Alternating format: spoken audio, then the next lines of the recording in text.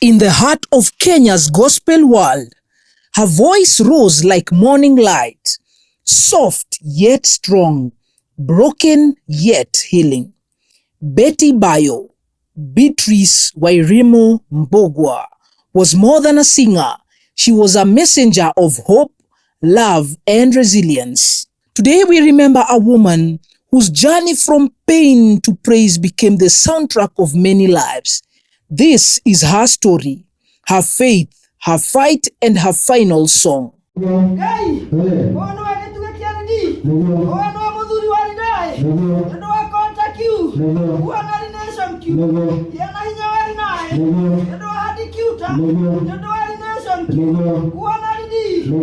in 1985 in Murang'a, Betty discovered her passion for music early in the church choir. Her melody spoke of faith when words failed. She rose from humble beginnings, armed with nothing but a powerful voice and a steadfast belief that music will heal broken souls. Her debut into the gospel scene came at a time when the industry was bursting with new voices. But Betty's message stood out, raw, emotional, and personal. Her songs Elewa Mungu, Nduta, and Maneno ya Mungu became instant hits, echoing across Kenya's churches, matatus, and homes. Audiences connected not only to her voice but to her honesty. A woman who dared to sing about life's tests while still praising through the pain. Behind the spotlight, Betty lived what she sang, a faith often tested but never lost. Her personal life became public when her relationship with controversial pastor Victor Kanyari made headlines. Yet through criticism and heartbreak, Betty turned her pain into purpose. She told women, never lose yourself for anyone. Her openness about broken relationships, self-image, and faith inspired many who had lost their way. Betty used her story to remind the world that scars can be sacred too. In her final months, Betty faced a silent battle, blood cancer, which she fought with courage and prayer. On November 10th, 2025, the Kenyan gospel world fell silent. Betty Bayo's earthly song came to an end, but her music lives on. Artists, friends, and fans flooded social media with tributes, remembering her as a woman who never stopped singing, even in pain. We are here at Kenyatta National Hospital, private wing. The spouse, the father of the children, family, and friends of Betty Bayo. We want to tell the members of public that today, at 1:03 p.m., we have lost Betty Bayo.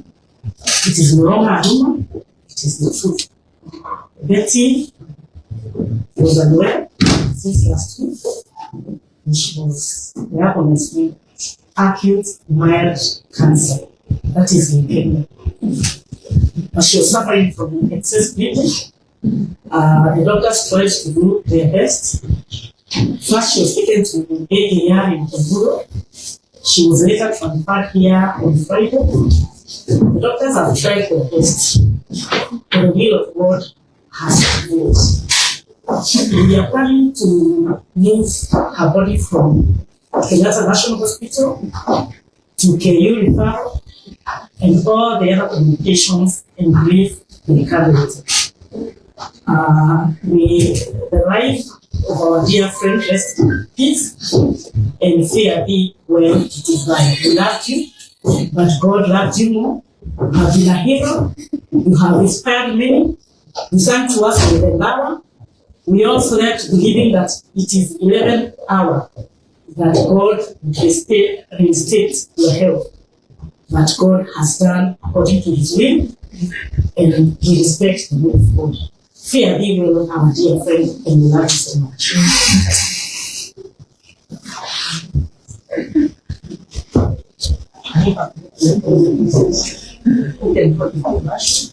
So.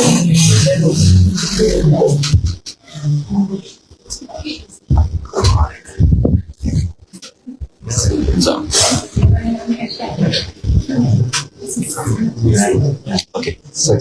Mahali ya Osho siku ni Betty mashabiki ake familia yake hamwe na baba Afrika ya na huko mwikwa mkokonia yuko Betty saoga nyuma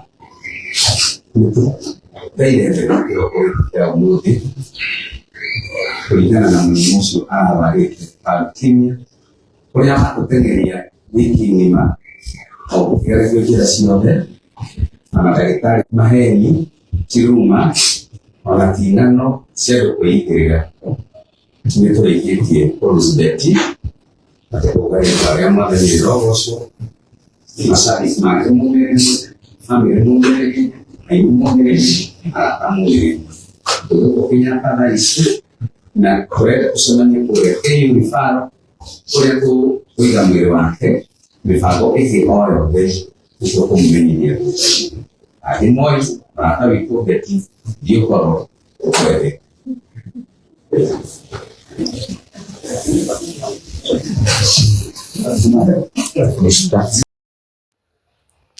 So I've spoken to one of my mutual friends who was very close to Betty Bayo.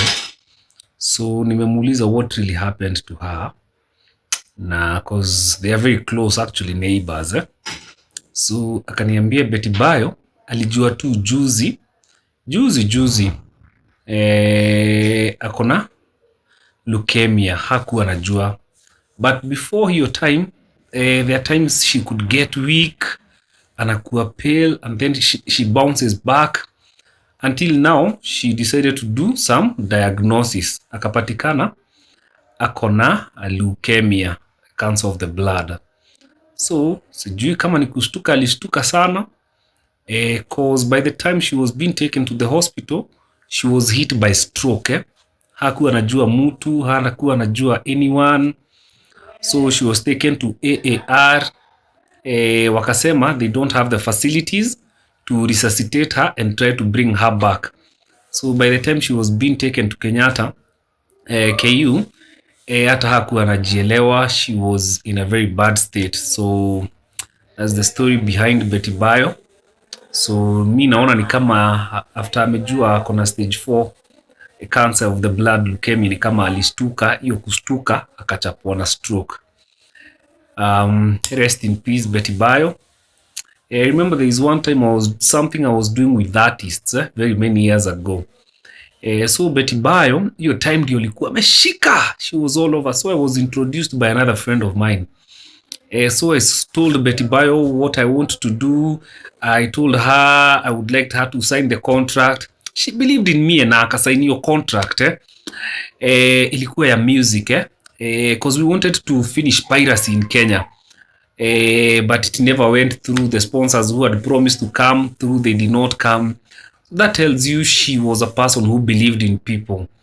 Yeah, so tumetupa mtu wa maana sana. Rest in perfect peace Betty Bayo, na Mungu akupatie pumziko mzuri mahali umeenda. Her voice may have faded from this world, but her message remains. Faith is not freedom from struggle. It is strength through it. Betty Bayo leaves behind a legacy of love, courage, and unwavering faith. A reminder that even in our darkest nights, the melody of hope never dies. Rest in peace, Betty. Your song continues in every heart you touched. I've been your one and only Director Jao. And like I always tell you, that whoever has a brain, sense is expected.